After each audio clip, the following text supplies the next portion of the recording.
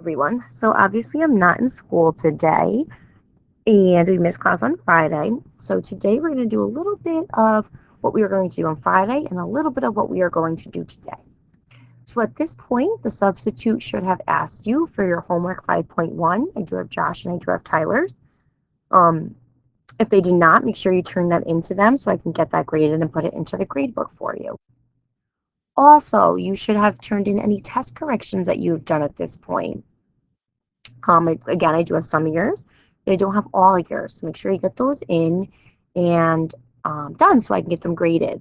Reminder that progress reports come out on Friday. So you really want to get those in, especially if your grades are low. So what we're doing today is we're going to build upon slope a little bit. It's not too difficult, which is what we learned the other day, or average rate of change. And then we're going to learn how to graph lines. So the lesson today is really, really important, and you don't want to be on other websites right now. You want to really be listening and following along. If at any point I'm going too fast and you need a second to catch up, pause the video and copy things down. I'm going to try to go slow, but if you need even more time, please pause the video and catch yourself up. And remember, you can always rewind and go back and listen to something again.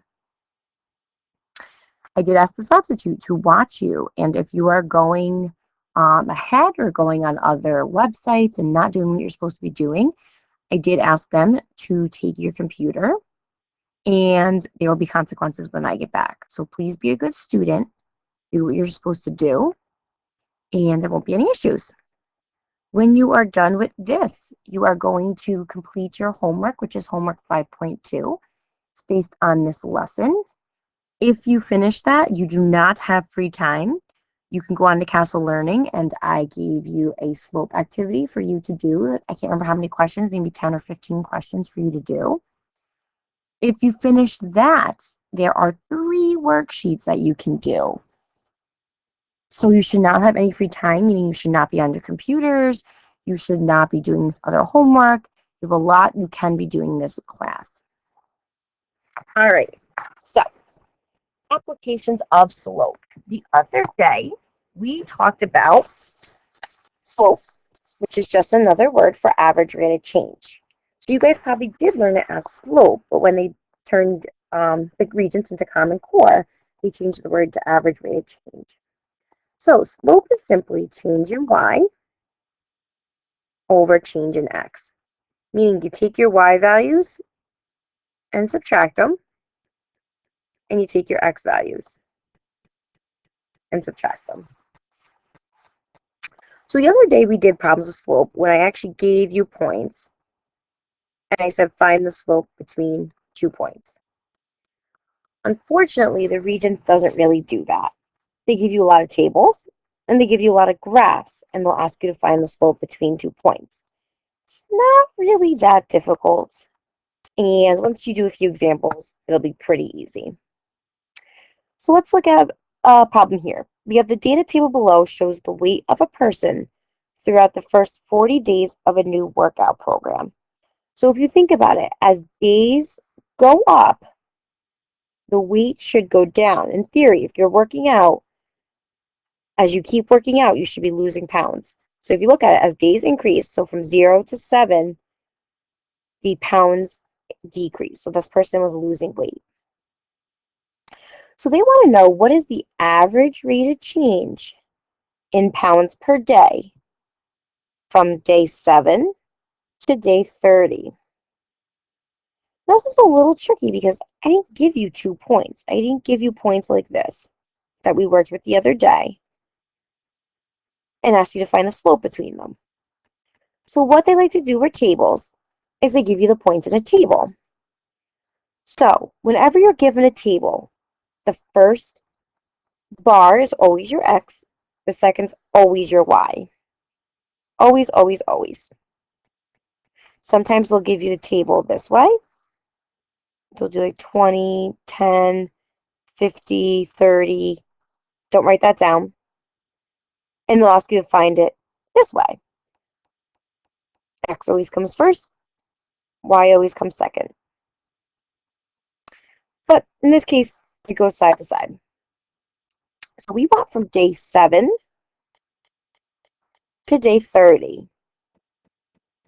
So at day 7, I know that my x value is 7. My y value is 206.5. At day 30, my x value is 30. My y value is 195. Now I want to find the average rate of change between them. Well, now it's just like a problem we did the other day. So we can do this. I tell you guys to label your x's and your y's, your x's and your y's. So again, it's change in y over change in x. So change in my y's over change in my x's. So y minus y over x minus x. Now at this point, don't do it all in pieces. Literally put it right into your calculator and see what you get. So I'm going to go to my calculator here. Ignore that. We'll get to that in a second. Go to a new document. Never save inside our calculator. So first thing you want to do is control the divide sign because that gives me my fraction. So I may change in my y's over a change in my x's. Hit enter. Now I told you guys I typically like your answers in fractions. So we're going to go to menu,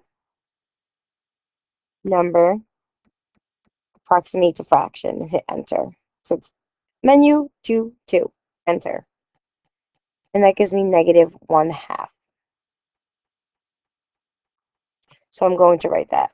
My average rate of change is negative 1/2.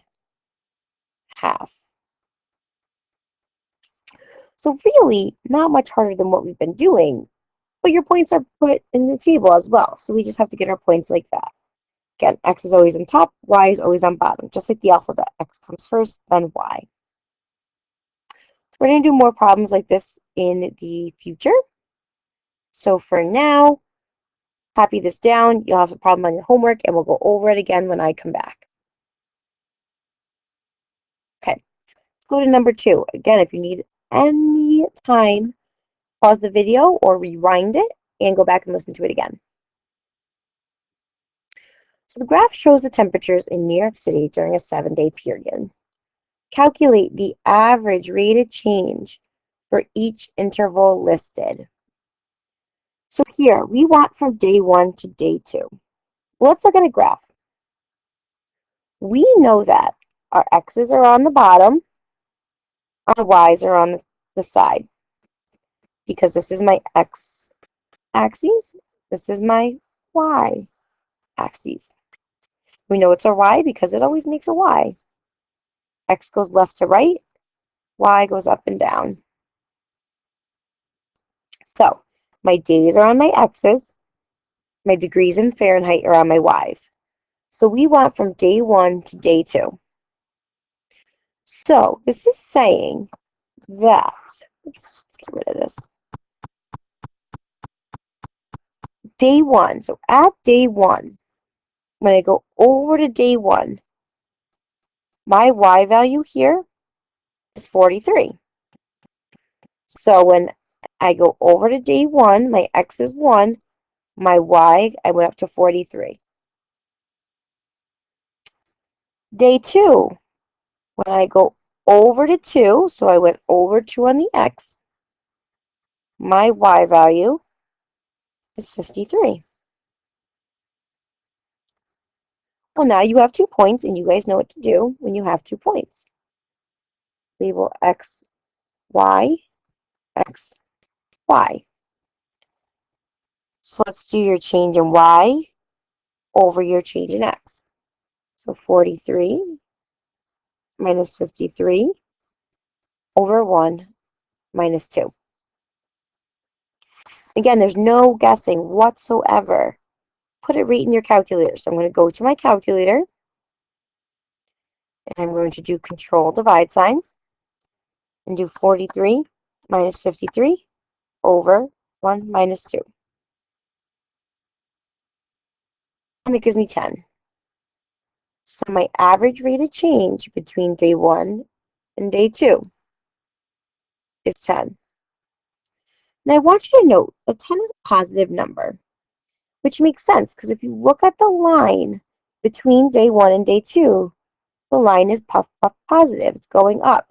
So your slope should be puff, puff, positive, which it is. 10 is a positive number. Well, let's look at now day 2 to day 3. So at day 2, when I go over to 2 on the x-axis, my y value is 53. Okay. For day 3, when I go over to 3 on the x-axis, my y is 50. Cool. So again, I have my x's. I'm going to label my x and y's, and now I'm just going to do my change in y over my change in x. So, change in y over change in x. Now put that directly into your calculator. So again, control divide sign. I have to look back. So 53 minus 50 over 2 minus 3. Enter. That tells me now that the average rate of change between day 2 and day 3 is negative 3. So it's negative 3. Which again, looking at the graph, if I look at from day 2 to day 3, the line's going down. Nice negative. So it goes up and then it goes down. So it should be a negative number between those points. At this point, I want you to pause the video and try C and D on your own, and then turn the video on and check your answers with mine. All right, at this point, you should have paused your video. Let's go over day 3 to day 5. So at day 3, when I go over to 3, I go up, and that gives me a point of 50. So 350. I go over to day 5, 559. So we're going to do our change in y over our change in x. And you guys should have labeled x, y, x, y. Again, there's no need to guess. Put it right into your calculators. So control divide sign gives me 50 minus 59 over, and I have to look because I can't remember, 3 minus 5. So 4.5. But note that it's positive 4.5. So to me, oops, that's telling me that between day 3 and day 5, the line should have been going up. And they are. Up, up. Let's do one more. Day 4 to day 6, and then we're going to move on to graphing lines. So at day 4, when I go over to day 4, so my x is 4. My y is 57. Kind of looks like Olympic colors going on here. Day 6, when I go over to 6, so when my x is 6, my y is 67. Now we're ready to label x, y, x, y. We're ready to label, and we're ready to figure out the average rate of change. So again, it should have been change in y over change in x. So change in y over change in x. You should put that directly into your calculator. So control divide, 57 minus 67 over 4 minus 6. You should have gotten a positive 5. Oops.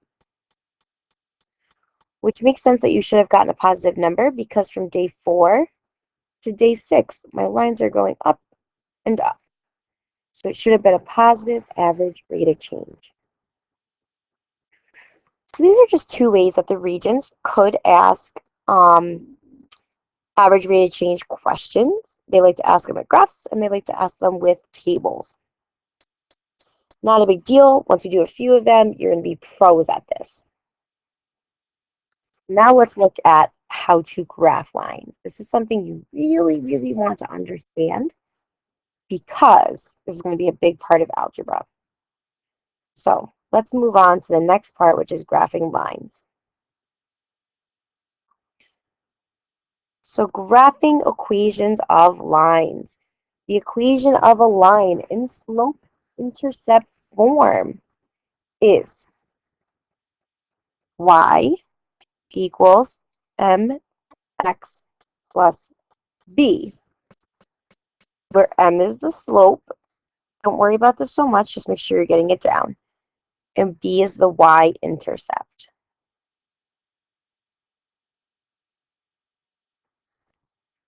So an equation can be given to you in this form, y equals mx plus b. So some number in front of the x plus your b. Now to graph equations of lines are so easy with the TI Nspire calculators. So let's look at it. It says to graph the following line on the axes below. So first thing when you're graphing lines, and let me see, oops, let's get rid of that. If I can shrink this a little. I'm sure you guys know a way for me to shrink it because you always are able to help me. But of course, I can't figure it out on my own. So first and foremost, when you're given an axis like this, you need to label your axes. You need to tell people what you're going up by. So when I go up, my numbers are positive. So I'm going to do it in red. 1, 2, 3, 4, 5, 6, 7, 8, 9, 10. This is 0. The positive numbers go up and to the right. The negative numbers go down and to the left.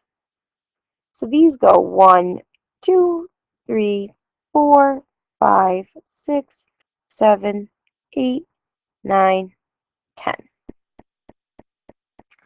Now your negative ones go -1, -2, -3, -4, -5, -6, -7, -8, -9, -10. Should have an arrow, but gotta cut off. And going below, it should go -1, -2, -3, -4. It's tricky because the graph is so big on my paper. -5, -6, -7, -8, -9, -10. Great. First thing you have to label that. That tells your person grading it, they know that you know a scale. So to graph this line, it's super easy. You are going to go to your TI Nspire calculator, go to the home, go to a new document. Again, never save if there's anything in it. And now we're adding a graph because we want to graph it, right? So choice 2, let's add a graph. Now this f1 of x is just a funky way of saying y equals. We haven't learned function notation yet, but just know that's y equals. So all you have to type in is everything that comes after the equal sign. Everything here. Everything after that equal sign. Okay, so I'm going to plug in negative, control, divide sign, 4/5. Your x is at the bottom there, so 4/5 x. Oops, sorry, you have to hit left and put the x there. So negative 4/5 x plus 3. Enter. And you should get a line. Super cool, right?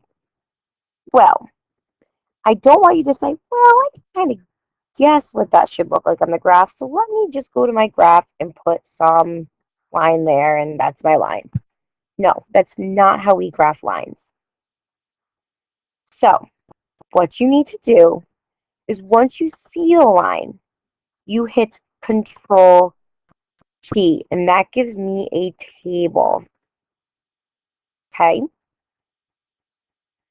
So, your small skinny bar here of numbers are your x values. Your fat bar there are your y values. I only want you to graph whole number points. I don't want you to graph 10.2. That's going to get into estimating, and I really don't want you guys to start estimating numbers. So, on the side of my paper, I'm going to draw an XY table, and I'm going to put the numbers in the table that I can graph. Well, I can graph negative 10, 11. I can't graph negative 15, 15, because my graph only goes to tens. So I had to start at negative 10, 11. So in my table, I'm going to write negative 10, 11. I say to myself, I can't graph negative 9, negative 9, 10.2. Can't graph 9.4. Can't graph 8.6. Can't graph 7.8. I can graph a 7. So on my table, I'm going to write negative 5, 7. Can't graph 6.2. Can't graph 5.4. Can't graph 4.6. Can't graph 3.8. Oh, but I can graph 0.3. So let's write 0.3. Okay, let's keep going. Can't graph 2.2. Can't graph 1.4, 4.6, or negative 0.2, but I can graph negative 1. So 5, negative 1 I can graph. Can't graph negative 1.8, or negative 2.6, or negative 3.4, or negative 4.2, but I can graph 10, negative 5. 10, negative 5. So at this point, I have all the points that I can graph. So let's graph them. Negative 10. Oh, you know what? I can't graph negative 10, 11 because I don't have 11 on my table or on my graph here. It only goes up to 10. So let's scratch that. Let's do this one. I can do negative 5, 7. That tells me I go over to negative 5, up 7. 1, 2, 3, 4, 5, 6, 7. Put a dot. 0, 3, I go over 0, up 1, 2, 3. Put a dot. 5, negative 1. Go over to 5, down to negative 1. Put a dot. 10, negative 5. I go over to 10, down 1, 2, 3, 4, 5. Put a dot. Pretty easy stuff because now I just take a straight edge. Mine's probably not going to be straight because I'm writing on a screen, but yours should be pretty straight. And draw a line through it. Lines have arrows on them, so put some arrows on yours. And the only other thing you need to do is put your equation on the line. So my equation was y equals negative 4 over 5x plus 3. I'm done. I graphed that equation.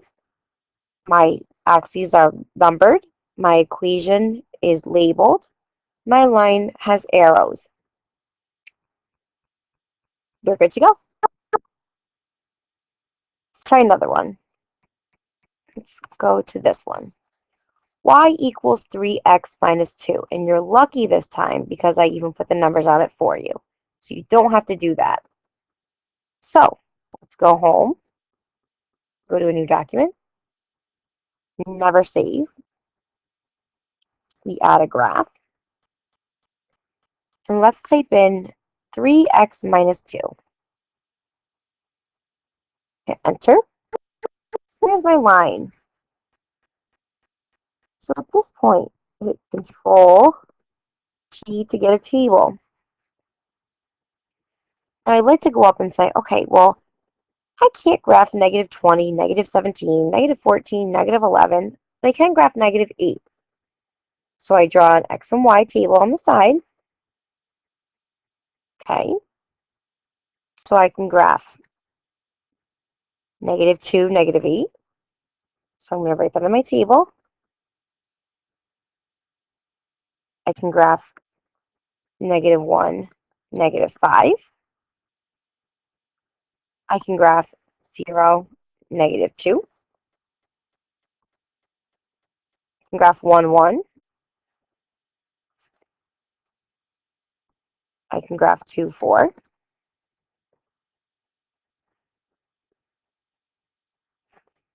I can graph 3, 7. And I can graph 4, 10. And that is all the points that I can graph. So let's graph them. Go over to negative 2, down 8. 1, 2, 3, 4, 5, 6, 7, 8. Put a dot. Over negative 1, down 5. 1, 2, 3, 4, 5. Put a dot. Over 0, down 2. Over 1, up 1. Over 2, up 4. For 3, up 7. 1, 2, 5, 6, 7. And 4, 10. I'm going to raise this up a little. 4, still have to raise it. 10. All right. So at this point, you take a straight edge. It can be the side of your paper. It can be a ruler. Typically, will be a ruler. And draw a line. Whoa, mine's way off. It should go through all your points here. We put arrows on our line because lines never end. They go on and on and on forever. We put the equation on the line. Great. So this tells me that my X and Y table I've got numbers on my axes. I have a line that goes through all my points. I have an equation on the line. I'm good to go. Not too bad, right? With your graphing calculator, it should be fairly easy. You have one more to do, and then you're done with your notes. So let's try this one. Y equals negative x plus 3. Again, I labeled the axes for you, so all you have to do is go to Home, New Doc, Never Save, add a graph because we're graphing, and let's plug it in. Negative x plus 3. Hit enter. Great, there's my line. So now Control T, that gives me a table. And let's see, I can't graph 13 or 12 or 11. I can graph 10, so let's start there. Let's go to my thing, my paper here, and let's write a table out. So I can do negative 7, 10, negative 6, 9, negative 5, 8, negative 4, 7,